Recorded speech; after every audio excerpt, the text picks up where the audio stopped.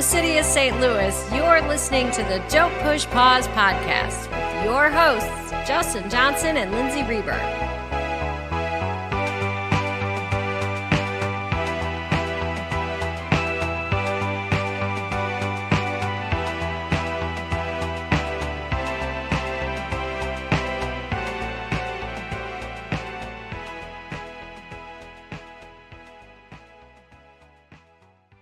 Welcome to the podcast. Oh my God, Justin, I'm calling you from a tin can that I've linked from my house on a string all the way to your house. This is very unusual. It might sound like that. It's very unusual. This is our first remote recording. It was almost like we anticipated a pandemic because we had pre-recorded so many episodes prior to finding out that, we had to social distance. So we ran out of episodes finally, so now we're pre-recorded. So this is our first remote recording, so you'll notice it sounds a little bit differently. We won't dwell on that, though. We'll just go straight into our movie that we're doing for this episode, and that is Todd Solondz, Welcome to the Dollhouse. We thought we'd pick the most awkward movie to talk about when we sound awkward. So we went with this one, and I can't even say how much I love this movie. I saw it when it came out in the theater, and that was my first introduction to Todd Solondz, and I think for a lot of people it was too. Yeah, same here. I saw this when it came out in theaters, and I think this was one of those first few movies that I saw that were like a real independent film that looked really independent and kind of did different things and kind of made me see how movies could be made in a different way. I revisit it, every now and then, but this was one that I hadn't seen in a little while prior to us, getting ready for this episode. And when this came out in 95, that was when I saw it. It struck such a chord with me because I was that age, and my cousins took me to see it. I know that, when I walked out of the theater, they got it on a whole other level. They had already gone through, awkward preteen years, and I was living it. And I don't think at that time I had experienced too much bullying. That was yet to come. Yeah, this movie really, really made me feel like I could identify with a character. Certainly a nerd that, that felt kind of isolated. Yeah, I'd like to think that even though this movie is pretty provocative, I think everybody at least once in their life has gone through some sort of moment where they feel like they don't fit in or they feel ostracized. So I feel like there's a universal appeal to this movie in some ways. Yeah, some more than others, yeah. Yeah, certainly. Except for those people that had a perfect life. All those guys, God. I mean, first off, talking about this movie, with any Todd Solondz movie, his films aren't for everyone. I think that if you can put aside your feelings on certain taboos or things that make you feel uncomfortable, I think anyone can watch his films and find something relatable. They can definitely pick at you in some certain ways, but I think it's because it's uncovering some truths that are hard to talk about and more taboo than other subject matters. Yeah, I think that's one thing we'll talk about quite a bit is the sort of themes and the ideas that Todd Solondz uses in this film and his other films as well, and how they are, his films, including this one, are an uneasy watch, though I feel like Welcome to the Dollhouse is probably an easier watch than the other films that he's put out. Oh, yeah. And I never thought I would actually say that, but I completely agree. Yeah. Welcome to the Dollhouse is the most palatable. Yes. So we'll definitely talk about his other films and how this film fits into those, kind of where he was coming from before Welcome to the Dollhouse came along in his life. Casting, production notes kind of on the film as well. There's a hell of a lot of themes in this movie to uncover. I'm sure ones that people, if you went through junior high, you know where we're going with this. And definitely get into, like you said, production notes and behind the scenes stuff. I always feel that indie films, especially from the 90s, like the stories of how they got made or kind of what happened to them after they came out is fascinating to me. Oh yeah, definitely. So yeah, the production notes when it was being made, and then certainly afterwards, the reception of the film and where it led the folks that made it too. Also, we'll get into our picks of the week. I stayed with Todd Solondz. I kind of bounced around a bit with what I was going to choose, but I landed on Todd Solondz' 2001 movie Storytelling. Oh, awesome. I'm so glad you did this. When I texted you and I was like, Justin, they totally like red boxed out a sex scene in that movie, Amazon. God, way to censor. And then I was wrong. That's how it that was. was Yeah.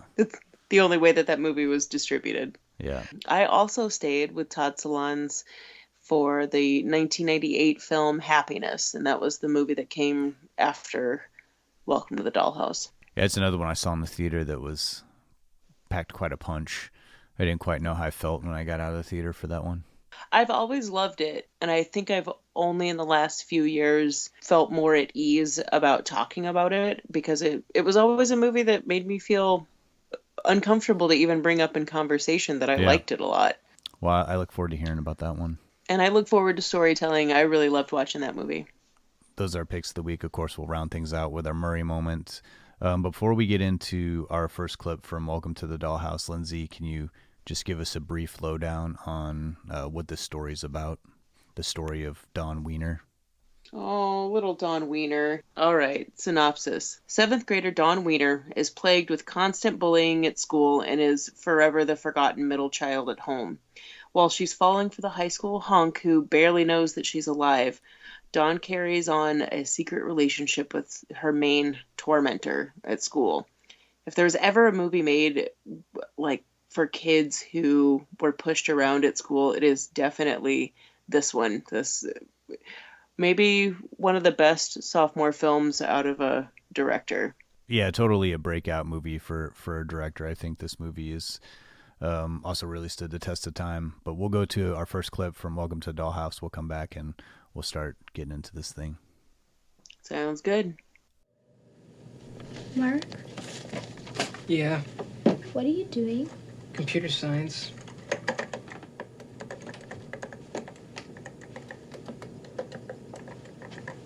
Is Steve good at computer science?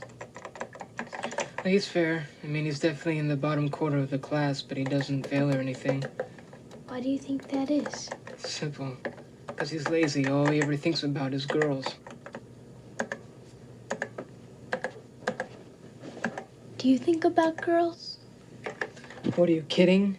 I want to get into a good school. My future's, like, important. And besides, none of the girls at school are that pretty anyway. What about Maria Esposito? Yeah, gross.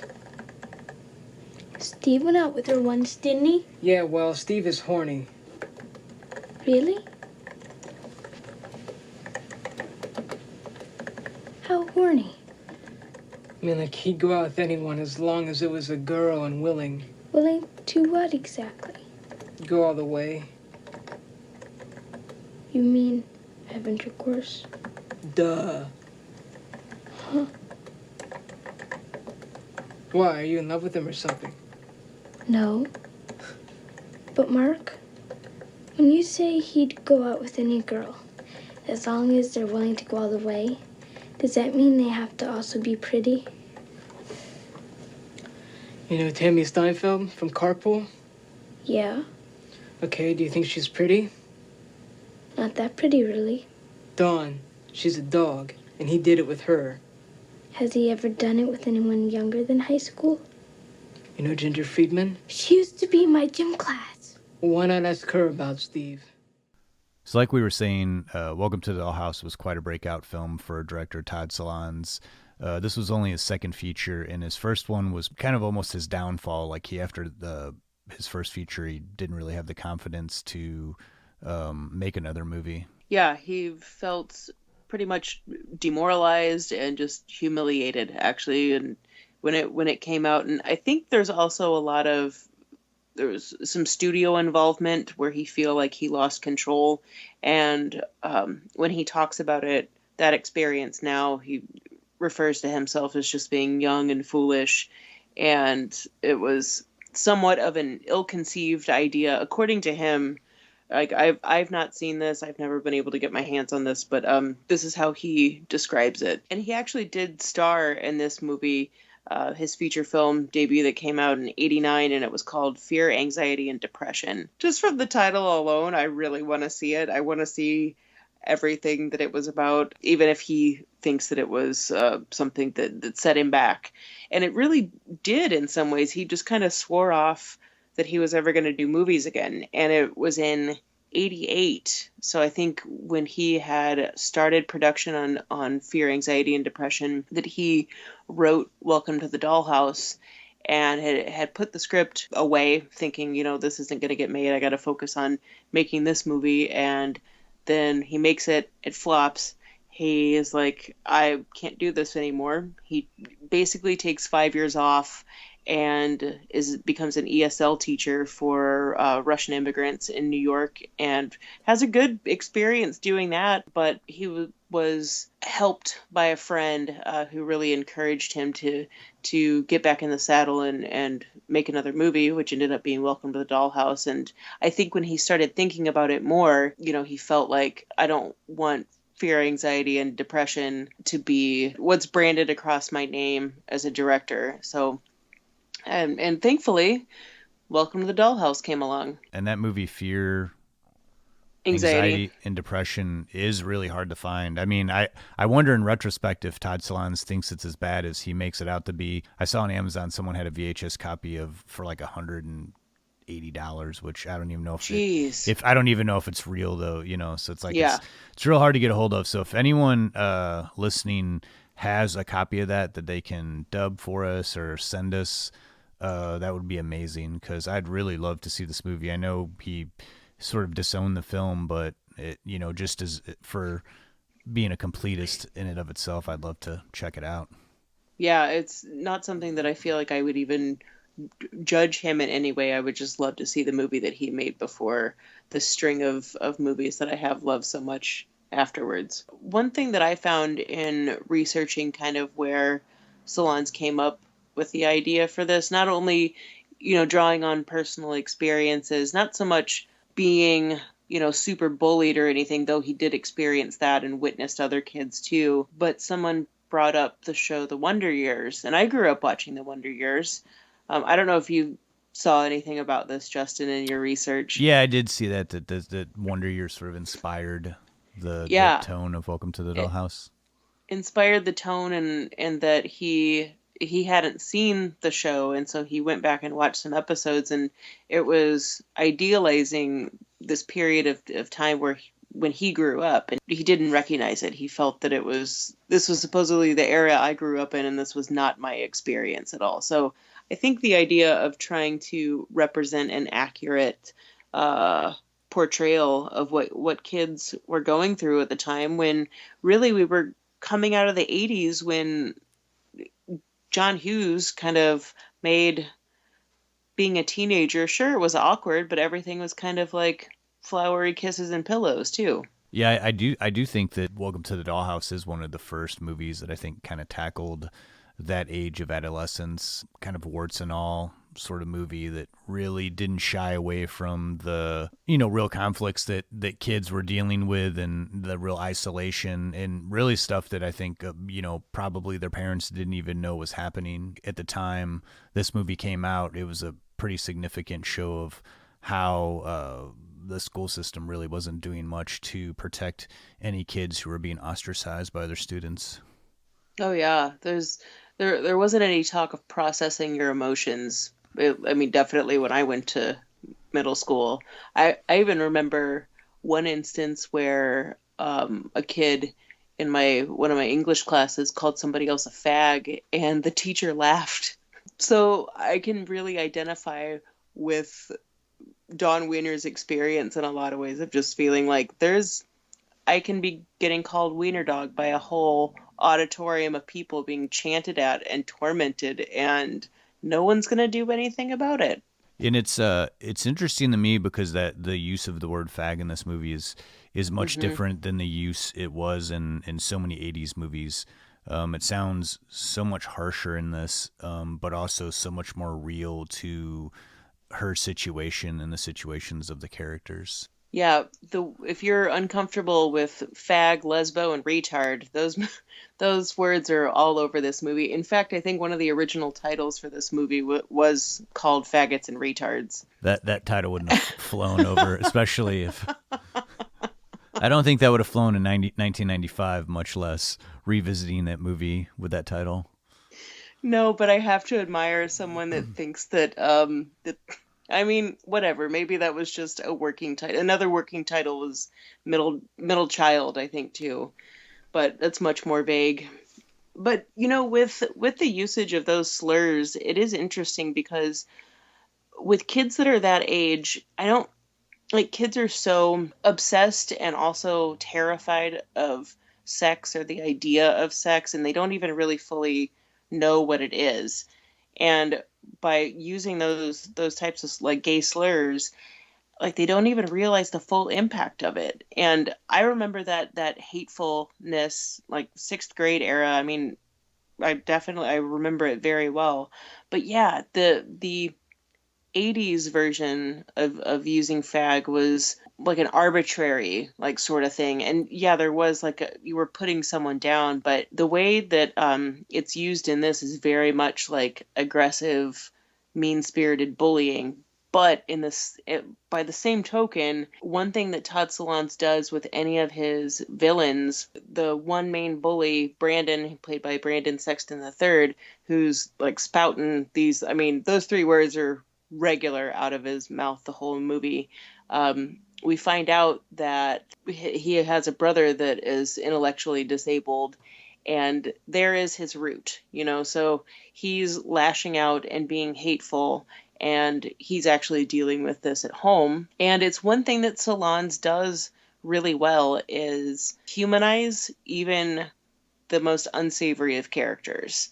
So I'm not saying that you can excuse away Brandon's terrible bullying behavior, but it gives you more insight as to who his character is. Yeah, and I think you also like Todd Solondz kind of shows like the classism and that happens in middle school when materialism is already kind of like taking hold. And Dawn comes from a more well-off family, whereas Brandon, they're not well off, and so you see him trying to ask out one of the girls who's wealthier, and she kind of mocks him for trying to give her a brown or a cookie from the lunchroom that she said didn't even cost any money as a gift.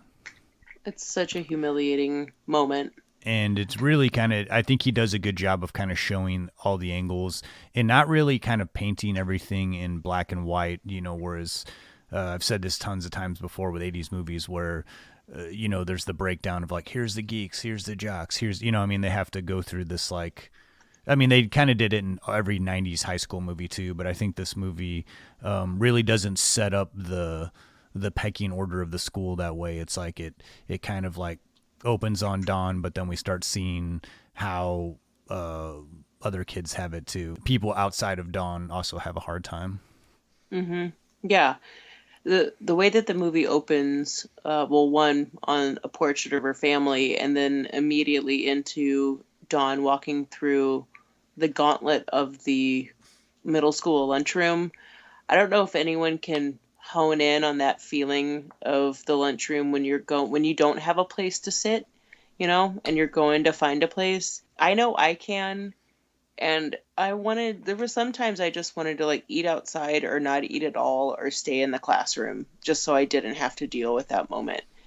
And Solondz really picks up on these little nuances and the middle school, even high school experience, but specifically for this movie, the middle school experience of feeling just not welcome. Yeah, and the sort of like the first sequence, the stall sequence where Dawn is kind of bullied in the bathroom stall, and I think because the first half of this movie to me is so strong, the second half of the movie I think is great. I really love this movie, but the first half has such a strong impression on me. With those first few scenes, the lunchroom, that bathroom scene, the second half of the movie kind of seems like it kind of glides more. It's not as shocking to me because the first half is like kind of hits you so hard. Yeah. And I don't think that's a bad thing. I think in some ways it's good because it kind of lightens its tone as it goes along. But then at the same time, it doesn't have this sort of like sappy, happy ending. Things aren't tied up in a nice bow. It's pretty kind of almost kind of ends as it began, you know, except for Dawn's like a little more numb. It's almost like she's kind of got thicker skin. One thing that starts out a little bit into the film and continues all throughout is Dawn's relationship with her best friend Ricky, right? His name is Ricky. Yeah, and he's like, isn't he like in 4th grade or something? He's like a couple years younger than her. Yeah, he's younger than her, and he's constantly called a faggot. This is where Solondz, I don't know how he did it, but he had the ability to capture not only Dawn's, you know, geeky, awkward, gawkiness of being in 7th grade, but also that she is also, you know, kind of vengeful in some ways. She's self-absorbed and, well, at the same time also being hopeful and, you know, becomes enthralled with a high school boy, and she's resilient in a lot of ways. But the relationship with Ricky is interesting to me because we see it throughout the film and how the transference of bully behavior, like when she's bullied by somebody and called a lesbo or called whatever name, she, you know, says the same thing to her sister. When her sister asks for the remote control, you know, it's like, drop dead, lesbo. Like, she has no idea what she's saying, but she's taking that bullying and putting it on someone else. And that, to me, happening throughout the movie, and she does it to Ricky like more than at least 3 times, I think.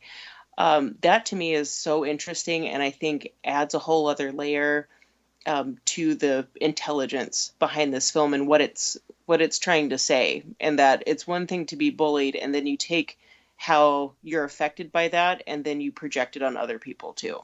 Yeah, I think that's the movie's like strongest element, is that it really kind of shows the complexities of characters. Like, Dawn isn't just straightforward. Like, we don't feel straightforward sympathy for her. She can be, like you said, quite vengeful, and she's not the most likable character.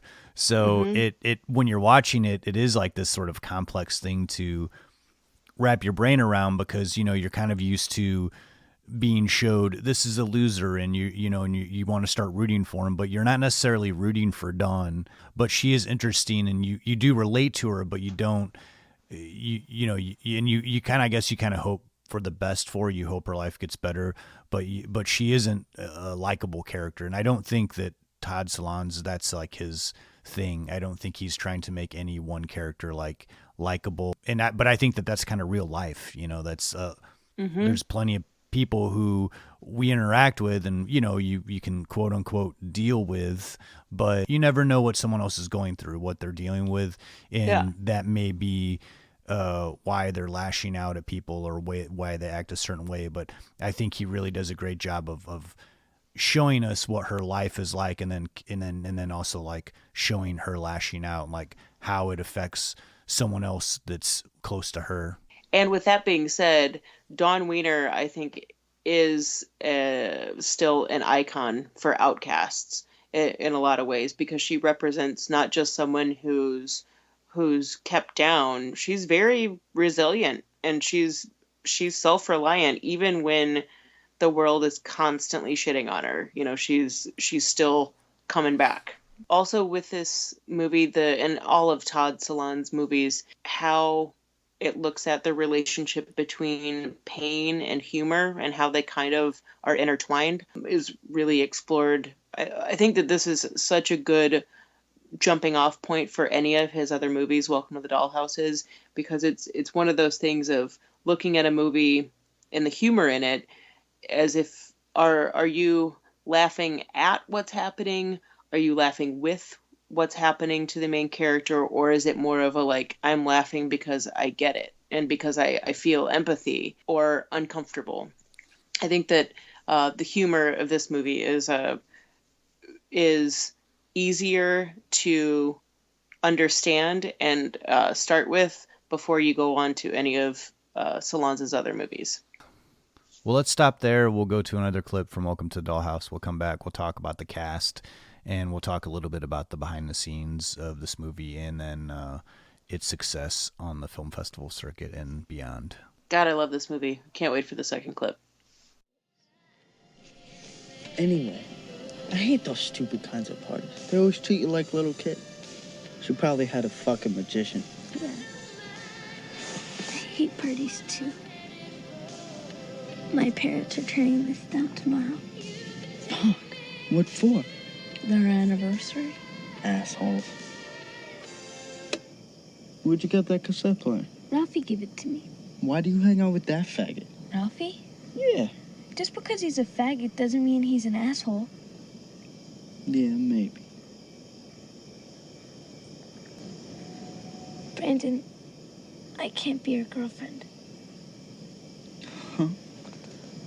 I want to, but I'm in love with someone else. Who? You wouldn't know him. What's his name? And no one you know. What's his name? He's older. What's his fucking name? Steve Rogers. He's in high school. Brandon. Brandon. Brandon, wait. Where are you going? We still have some Yodos left. Asshole.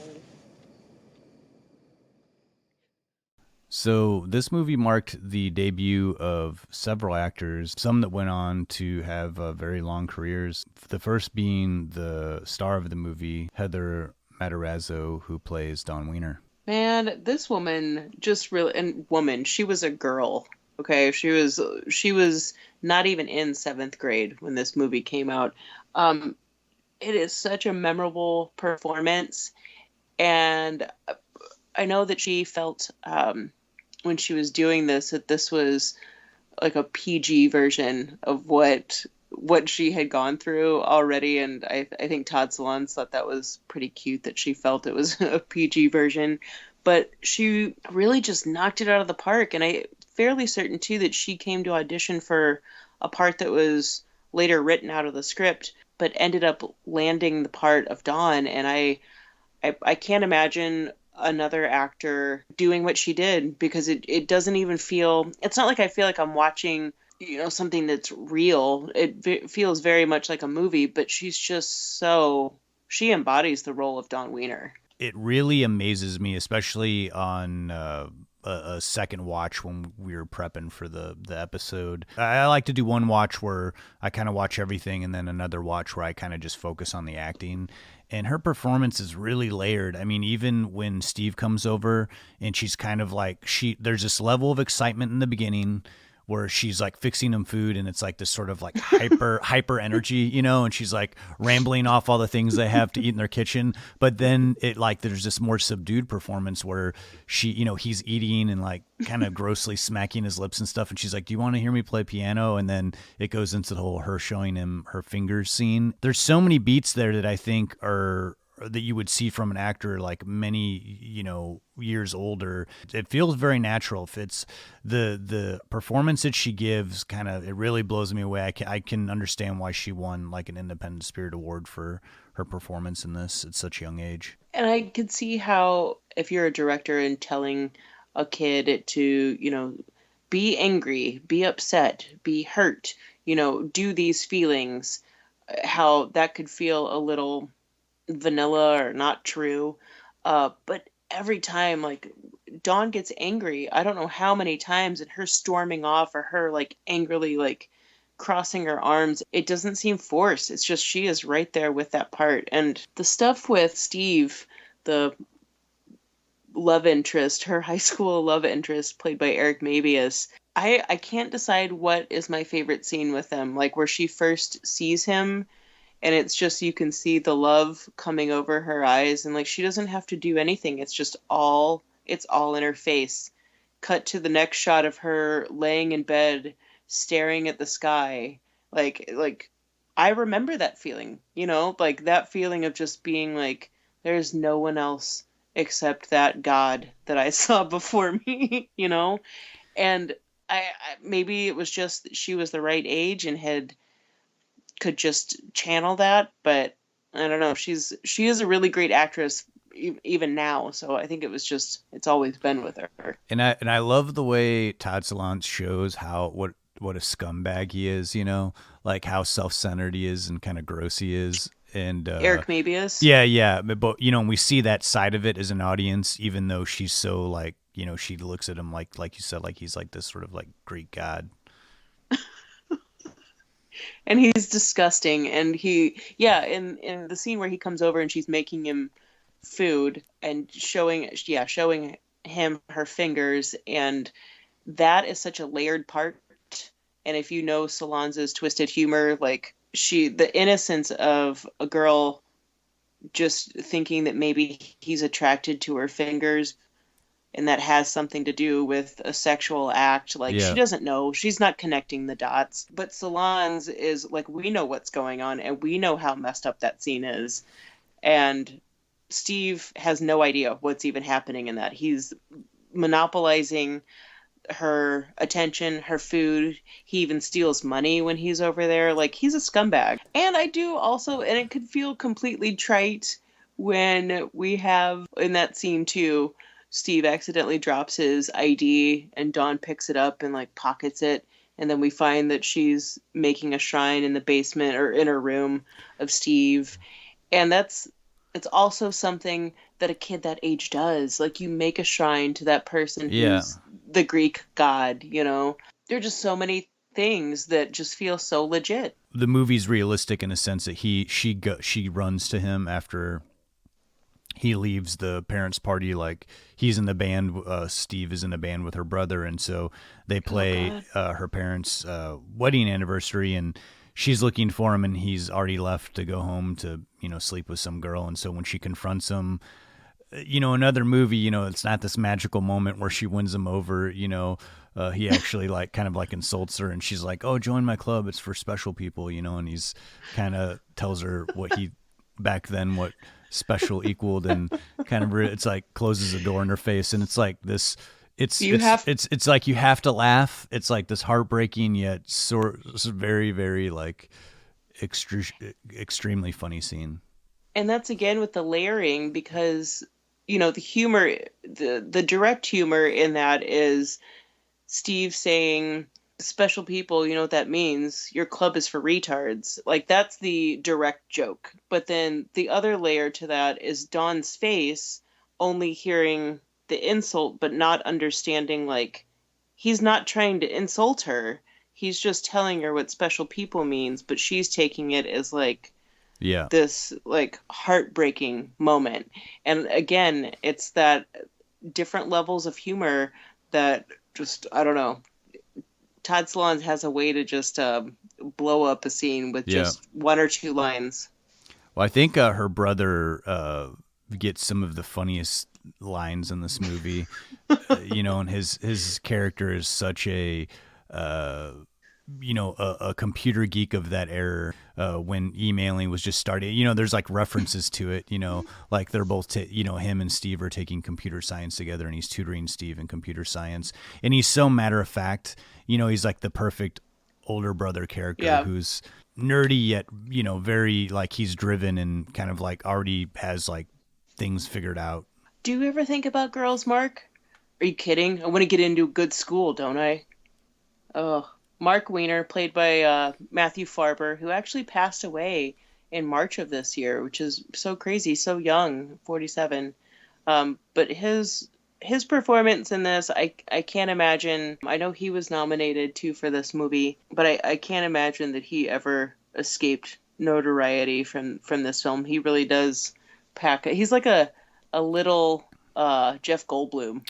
That's what he looks like to me. Because it is, he's like kind of odd looking and has like the tenor of his voice is kind of odd, but he's not cartoony. You know what I mean? So it's like he feels authentic and he sounds authentic, and his delivery is just so great. And just their band. I mean, I would watch if there was a movie. If there was a movie just about their band and their band practices, I'd watch a 90-minute movie of that. I mean, their band practice scenes are like amongst my favorite scenes of the whole movie. Well, shit, there goes the band. Like, Steve, I think you were singing a little flat. Oh, my God. Yeah, the band, whatever they called, the quadramatics? Something really... Something mathematical. Goofy, Though Yeah, they started sounding pretty good when Steve joined the band. Though I mean, did. they were sounding on point during the wedding party. And I'm only a drummer, but Steve didn't sound flat to me in that scene. But Yeah. who am I to say? But yeah, they do sound really good at the wedding. They pulled it together, and I'd say kind of rounding out. Well, we already talked a little bit about Eric Mabius playing Steve. This was a debut role for him too. Who I mean, he has a huge career now. I know him best as Tim from The L Word. He's great in this movie and such a hunk. Didn't you sit next to him in a theater one time, Justin? I did. I didn't want to like be that Well, guy. yeah. But yes, I went to Sundance in '97, and he was in a movie called Black Circle Boys, which I got into. I got tickets to, and it was like sold out. And I recognized him from Welcome to the Dollhouse, and he came next to me. He's like, "Hey, can I sit here?" Like, I was supposed to be on the guest list for this, and they didn't put me on. I was like, "I mean, you can sit wherever you want. You're like in the movie. You're like in movies, And it was just so strange. And he was like super nice. I mean, he was, obviously probably hadn't. I mean, I'm sure he's still super nice, but super nice at the time. He obviously wasn't a big enough factor to where they didn't give him, comp passes to get into the movie that he was, starring in. But That's pretty cool. I would have had a moment if that guy sat next to me. And he almost seemed like kind of strange that someone would recognize him, but it was, that movie. I was like, you're Steve from Welcome to the House. Dude, you're like at Sundance. People totally know Welcome to the Dollhouse. Yeah, totally. Let you know that. Also to round out kind of the main cast is Brandon Sexton III. And this kid, I think this was his first movie. And then I think right around the same time, he's the little punk thief from Empire Records. Yeah. He's been around in so many movies, kind of like Brad Renfro. I love it when he pops up in a movie, and he's always so good at playing a baby-faced little scumbag that you kind of want to make out with, but also want to punch at the same time. Yeah, he was in an indie film called Hurricane Streets that I really liked. I think that came out maybe like the late 90s. I've always really loved every movie that I've ever seen him in. He was in Desert Blue. It was a movie with Christina Ricci I really loved. And Boys Don't Cry. He gives a great performance as a terrible person. It's very that movie. Chilling in that movie. Yeah. He's in Pecker. Of course, he's in Pecker. Yeah, he's definitely made the rounds in independent film. So I wanted to we'll close things out on talking about Welcome to the Dollhouse is a success in film festival circuits. It didn't, I don't think it got into a few of the big ones, but then eventually started hitting the festival scene. And there was a little bit more of a tiny bit more evolution to the character of Dawn Wiener. Todd Solondz wanted that character to come back in Palindromes, and then later she comes back in Wienerdog that came out in 2016. And Heather Matarazzo wanted nothing to do with having Dawn coming back. And I think also didn't think that she should come back, and she certainly didn't want to be part of that. I think she was a little intense about her feelings when she expressed that when Solondz asked her. But he did, go ahead and have the character of Dawn come back, just not played by her.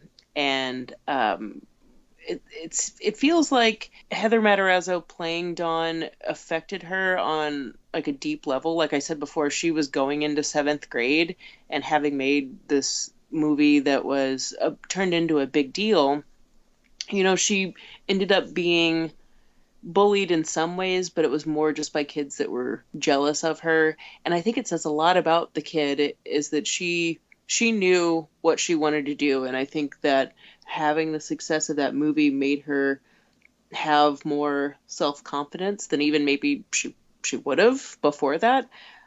So I think in some ways Dawn helped her, but I think at the same time, when she would be interviewed about this movie or talk about this movie, she said that it really affected her because people would say something of the equivalent like, how's it feel to play the ugly kid or the ugly girl?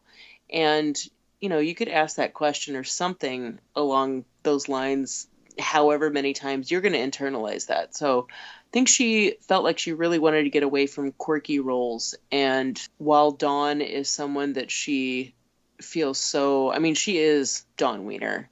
I think that she feels incredibly close to Dawn, and I think that was that internalization and also feeling close to her was the reason that she didn't want to have any part of Dawn coming back. I get all that, but man, it would have been interesting to have her reprise her role in Wienerdog versus Greta Gerwig. It was Wienerdog came out maybe 3 years ago. Yeah, and I can't really speak for palindromes. I feel like how she's represented in that movie was not necessarily the trajectory I would have seen for Dawn Wiener.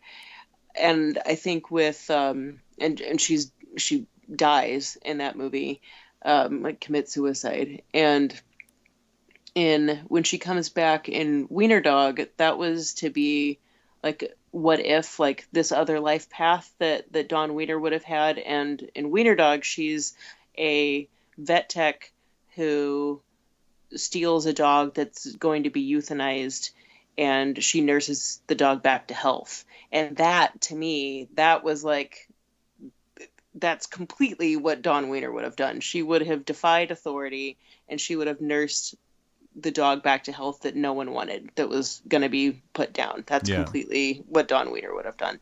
And that would have been cool to see Heather Matarazzo do that. And it is what it is. She's always going to be Dawn Wiener, but Greta Gerwig plays that character wonderfully. Yeah. Well, let's stop there. Let's move on to our picks of the week. We'll come back. We'll do a little wrap-up, final thoughts on Welcome to the Dollhouse. All right, sounds good. We both stayed with Todd Solondz for our picks of the week. I went with 2001 Storytelling, and you went with his third feature, Happiness. What can you tell me about that movie? Happiness. I could probably tell you way too much about Happiness that would make you uncomfortable, Justin. Well, let's keep it PG-13 at least.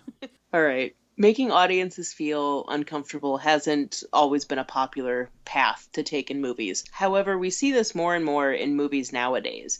But Happiness was definitely part of the initial emergence of this type of film. Sometimes it was like a bleak drama, but more often this genre found its home in a very unsettling or squirm-worthy black comedy that exposed us to intimate truths that maybe we don't want to face, or at least don't want to be confronted with, that are committed by everyday people. First off, let me just say this. Like we kind of said before, Todd Solondz's films aren't for everyone.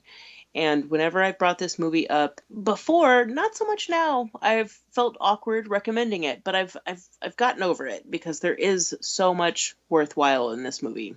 With Happiness, I'm amazed at its boldness and brutality for exposing uncomfortable sexual topics. The title of the film is ironic, and we know this from the very opening of the film. It doesn't mean happiness is conversely about sadness, but more that all humans seek the same things, including happiness, and all have varying degrees of failure or being stunted in some way. Something that prevents us from achieving said happiness. All right, here we go. This is an intertwining story about three sisters. Joy, played by Jane Addams, is a deeply sensitive woman but lacks confidence and isn't the best judge of character and is just constantly let down by life. Her sister, Helen, played by Lara Flynn Boyle, is the more confident, gossipy, successful artist-poet sister of the three. And Cynthia Stevenson rounds out the sisters as Trish, the waspy, uptight, judgmental housewife who's married to a therapist, and she has no idea that her husband is a raging pedophile. Dylan Baker bravely, ever so bravely, plays this part, and I say that because if you're like me, you can't see this guy in any other movie, TV show, anything that he's in and not think of him in this role. It's that impactful, I'll say. Philip Seymour Hoffman edges into the primary cast as the patient of the pedophile therapist, who describes himself as just too boring, has this intensely pornographic fantasies that he is always going through his mind, and is obsessed with his neighbor Helen, who's the most unattainable of the three sisters. His entire mouth breather neighbor next door subplot is probably my favorite aspect of this whole movie. There's so many great parts to this, but his character, it's I don't even really know, but I know that in my everyday life I've referenced the mouth breather in the elevator next to you many times. As with any intertwining story, there are so many more layers, which leads us to other subplots. And I find it pretty impossible to not be engaged in this movie for over 2 hours, and it does run over 2 hours. But why would anyone want to see deep, dark human despair and find the humor within? What does this say about us as the audience? What does that say about humanity? I think the point of this film is to make us be a little bit more introspective and consider the lives of others. Happiness is the unnerving suggestion that you don't know your neighbor, but somehow we're all seeking the same things in life. We just may go about them in different ways. There are extremely poignant moments in the film and downright nauseating ones too. Moments where you can't help but laugh because either one, you can't believe what's happening, or two, it's just hilariously uncomfortable situations that seem completely plausible. I feel like laughing at the darkness in this film is how you're supposed to watch Happiness. And I love movies that expose human behaviors that are going on behind the curtains, the private moments when people aren't being watched. This is Happiness, every bit of it. There's a perverse nature to that too, and this movie leaves your jaw dropping more than a few times. There's frank dialogue in it that feels completely honest, even if we don't say it like this in, quote unquote real life. But Solondz chalked Happiness full of cutting quips, evenly spread between passive-aggressive comments with direct punches to the gut, but all sharing the same level of biting commentary on human interaction. The reason this movie makes an impact is because it speaks taboo truths and shows us the realities which are hard to accept. And this happens in all of Solondz's movies. Being the voyeur into the life of a obscene phone caller who's masturbating on the other line, or into the mind of a pedophile who's too weak to overcome his inner conflicts, but shown as a human just like any other person, or maybe a woman conflicted over murdering her rapist, or the life of a woman who's gotten so used to being let down that she knowingly allows herself to be used over and over again. These realities definitely exist, and they all deal with the innermost feelings that are the hardest to talk about, even down to the very real feeling of being unable to have emotions, period. I know I've kind of talked about this movie in a roundabout way, but it is about how you personally experience these characters. Solondz takes realistic situations and allows us another way to view them, taking the ugly side of people on top of either beautiful, tranquil, or even a dingy backdrop, and reshapes our way of thinking about the situation or how we look at that person.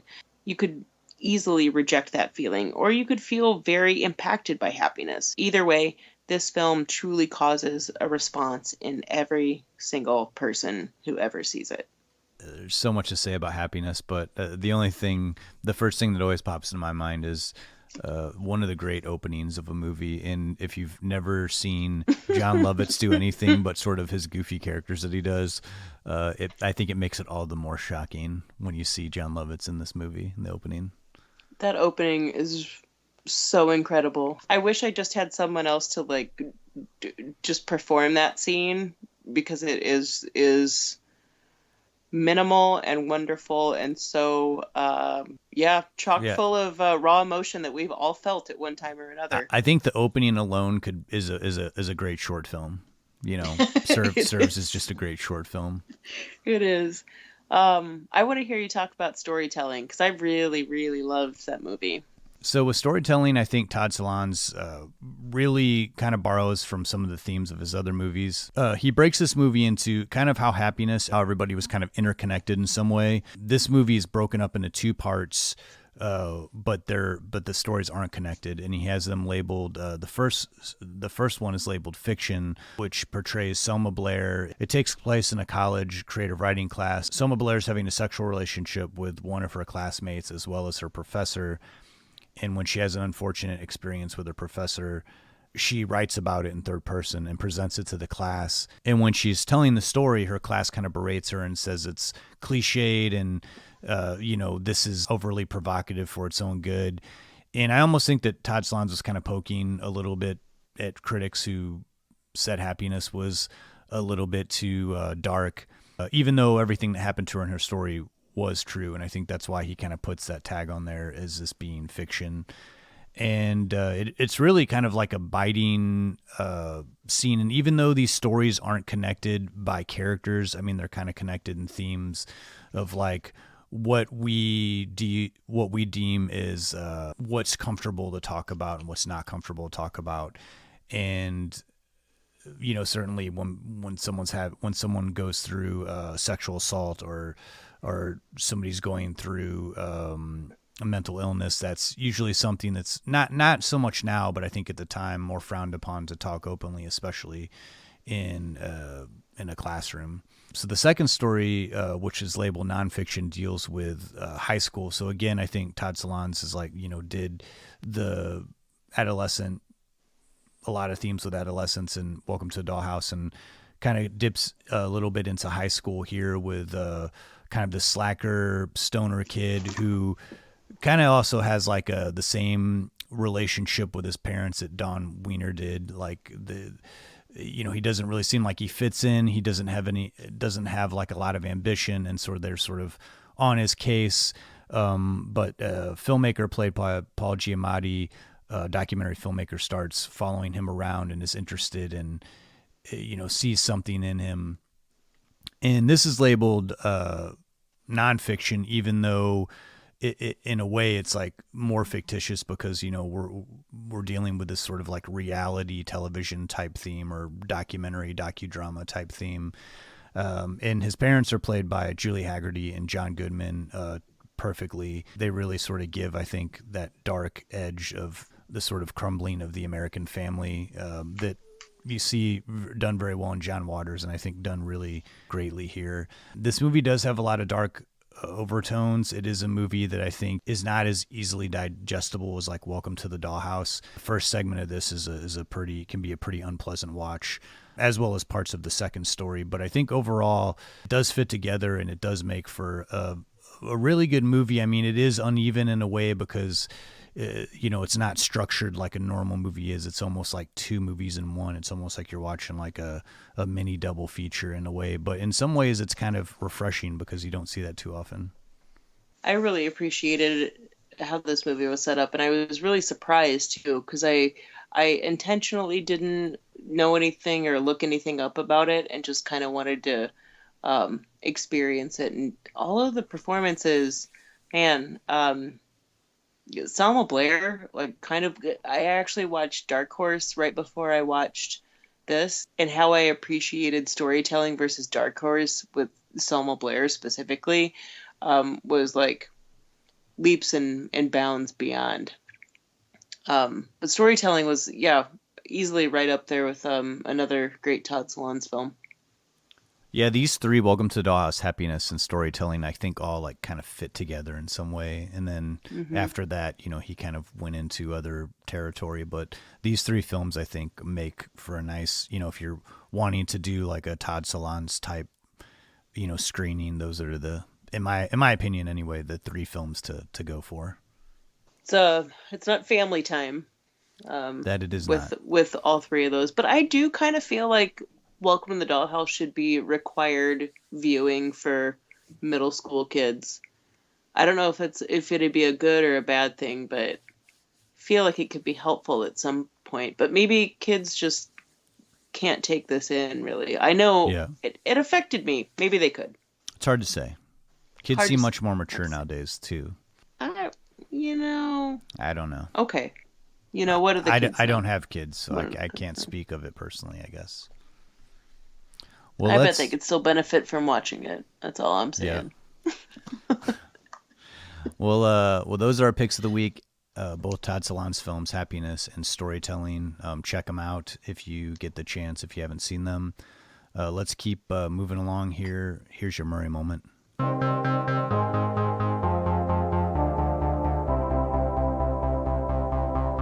Chicks dig me because I rarely wear underwear, and when I do, it's usually something unusual. I think I need a root canal. I'm sure I need a long, slow root canal. You gonna come and shake my monkey tree again? Oh, what does that old queen know? She didn't even show. Hey, this is so scrumptious. Is this hand shucked? The flowing robes, the grace, all striking. That was fun.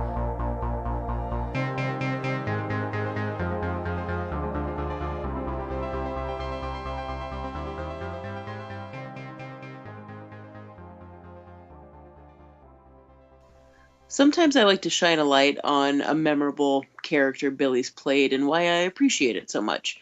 Who remembers that 1979 summer camp comedy Meatballs? Justin, you've seen that, I don't know, maybe recently, but you've seen that, right? Oh, sure. Okay. Our main feature, Welcome to the Dollhouse, makes me think immediately about being bullied. A sad kid, a kid who gets picked on, but is pretty cool, but either too meek, quiet, or an easy target for, some crappy kids at camp to treat them terribly. There's a lot of backstory behind the making of Ivan Reitman's Meatballs, but for this Murray moment, let's just focus on the awesomeness of Billy's camp counselor character, Tripper. He's the coolest without caring. He's the first one to defend. And while he's got his eye on the girl, he's not totally controlled by his raging hormones. What's unusually awesome about this summer camp movie is how ever so cool and calm Tripper makes the dorky kids feel important and empowered. And for a camp movie of this decade and right before the 80s hit, it feels really special. It's always surprised me at how much of a heart there is in this movie. When Tripper's asked by the blonde bombshell camp counselor who's going to provide the hottest action this summer, Tripper plainly says, well, you know who I'd watch out for is Spaz, the stereotypical dorky-looking, taped-together glasses camp counselor who couldn't ever lay down a smooth move if he tried. The 80s were chocked full and the heyday of making fun of people based on appearances, but here, Tripper's coming across as for real. He's not making fun of him. He's planting a seed with the hot girl that maybe she's judging him based on his appearance alone, and underneath he's a real stud muffin. More than a few times, Tripper bumps up Spaz's self-esteem, and even by the end, Spaz is more confident about himself. Now, that character is only a minor example of how Tripper has come to the rescue of the dorks at Camp North Star. You must be the short, depressed kid we ordered, Tripper says to the sad kiddo sitting on his suitcase, isolating himself from the other campers. Immediately, Tripper gravitates towards the little guy named Rudy. The giant subplot of Meatballs is Tripper building up Rudy's confidence, giving him the strength through acceptance, making him laugh, showing him that even the coolest counselor wants to hang out with him. And this is done in classic Bill Murray form. So laid back, no big deal. Sure, I'll play some late night poker with you, kid, because I want to hang out with you. When Rudy gets shamed and embarrassed that he's not the best soccer player, he decides to run away from camp. Tripper tracks him down and nonchalantly says, "Hey man, take me with you." Again, reverting to that laughter to quell the kid's crippling fear of being the outsider at camp. You make one good friend a summer, and I think you're doing pretty well, Tripper tells Rudy, obviously referring to their growing friendship. Look, if you have trouble, you come to me, tell me, and I'll help you out. Tripper and Rudy start going on morning runs together, resulting in these adorable bonding scenes. And one particular morning, it's Parents' Day at camp, and Rudy's dad can't make it. "You mind hanging out with me today? My dad can't make it either," Tripper tells him. I swear the lax and sly way that Billy plays Tripper even puts me at ease. How can you argue with that approach, especially when it's towards a kid? There's a legendary moment in Meatballs when Tripper gives the infamously inspirational "it just doesn't matter" speech, meant to help the Camp North Star kids be their own heroes, remind them that nothing really matters, and be a little less afraid of competing against the physically superior, wealthy rival camp across the forest. And this is kind of the culmination of the entire summer he spent building up Rudy's character. This is the speech that Dawn Wiener should have really had at some point in her life. Tripper saying, hey, I know we're all underdogs, but you know what? I know the odds are against us, but it just doesn't matter. Nothing really matters.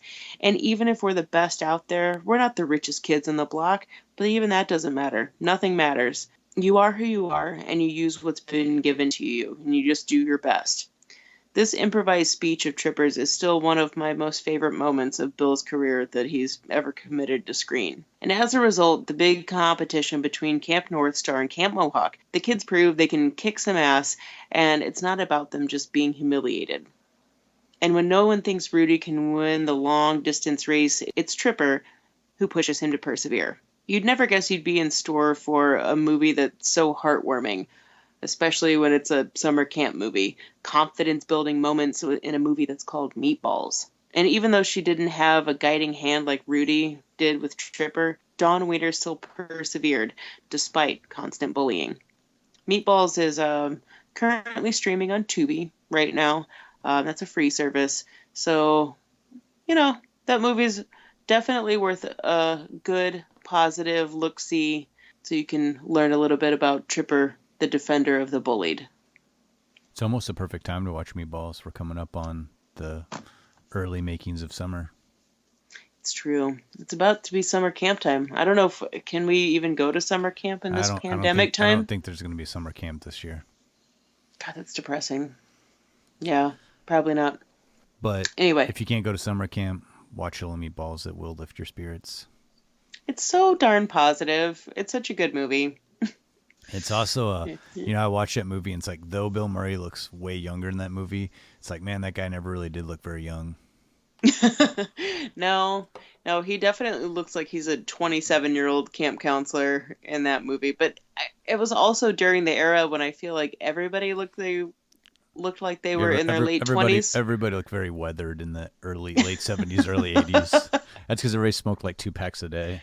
Everybody smoked, did a lot of drugs, and drank way too young. Yeah. Well, I guess we should sum up some thoughts here on Welcome to the Dollhouse, yeah? Yeah. Did you have any final thoughts on the movie? I did have one. I mean, I could talk about this movie forever, but I'll try to just keep it at one thought. We mentioned before how there's a lot of negative language and usage of the word like fag and lesbo. And Dawn Wienerdog is called the latter quite a few times.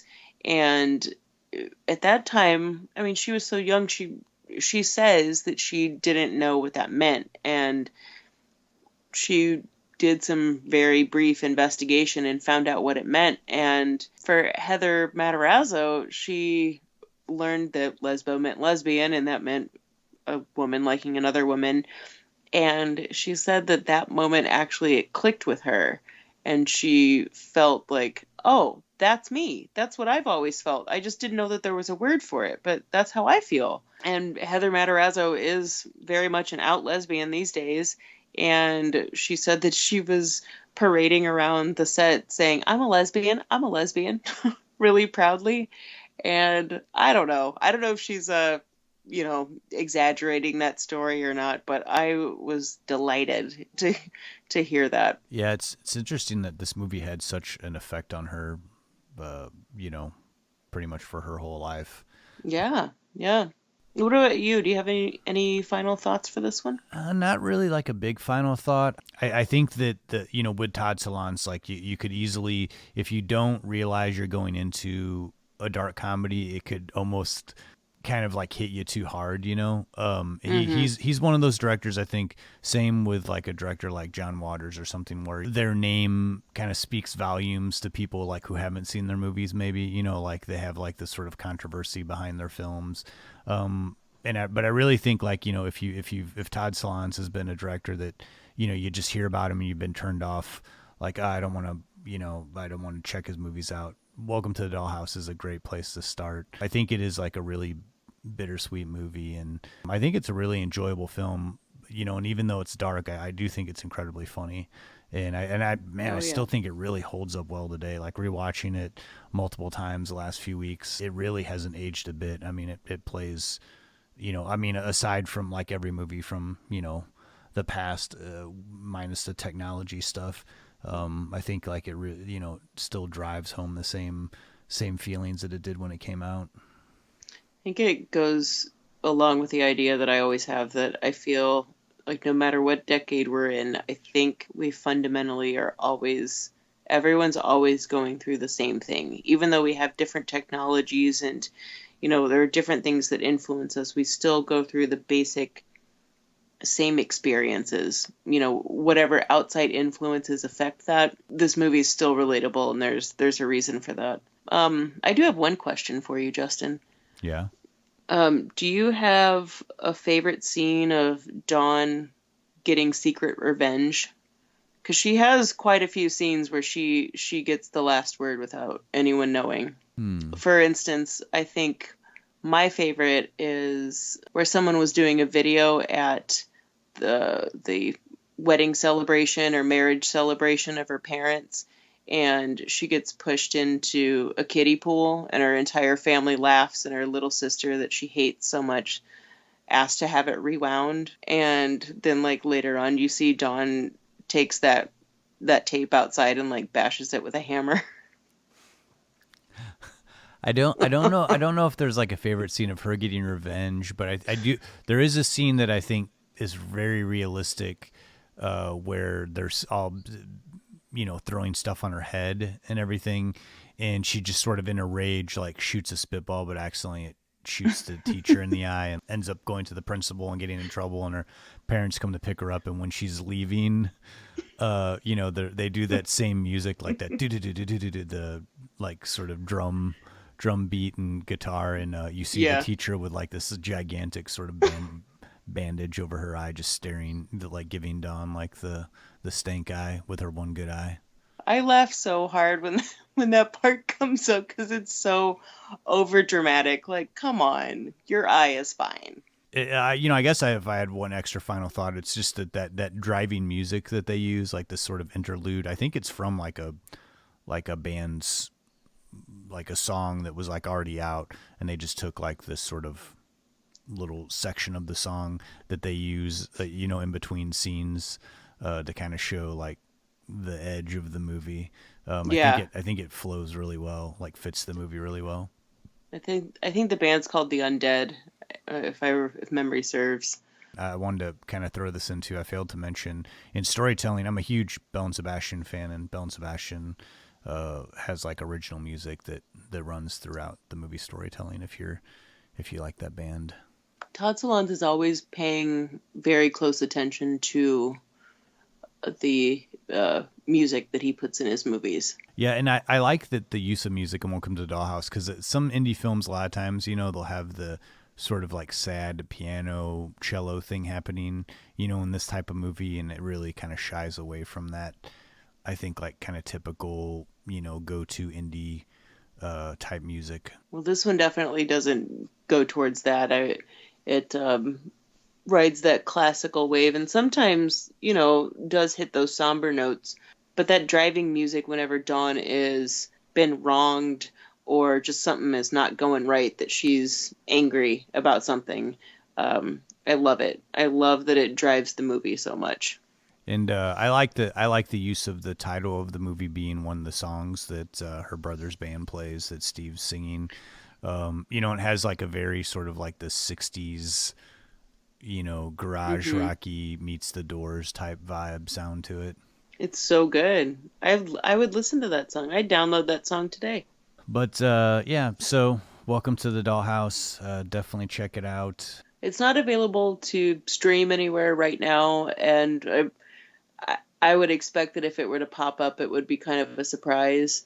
But it is, if you find a copy of it out there, I guarantee it's going to be one you're going to want to revisit. It's worthy of owning. Oh, absolutely. A good one to have in the collection. Oh, yeah. Well, we hope you've enjoyed our discussion on Welcome to the Dollhouse. Coming at you remotely this time. We hope the sound was halfway decent. Hopefully once this whole pandemic is over, we'll get back to our regular sounding program where we're both in a room together, face to face, with a movie playing in the background. If you want to check out older episodes, we have everything archived on our website at don'tpushpausepodcast.com. There's also a lot of merch there that you can check out that we have for sale. All the money goes to funding the podcast to help us bring bigger and better programming to you. Please follow us on social media. We're on Twitter, we're on Facebook, we're on YouTube, we're on Instagram. We're the most active on Instagram, so you can find out what's going on, what episode, what movies we're doing for future episodes. And if you want to contact us directly for any reason whatsoever, please do at don'tpushpausepodcast@gmail.com. Until next time, I'm Justin Johnson. And I'm Lindsay Reber. Stay healthy out there, guys. Thanks so much for listening.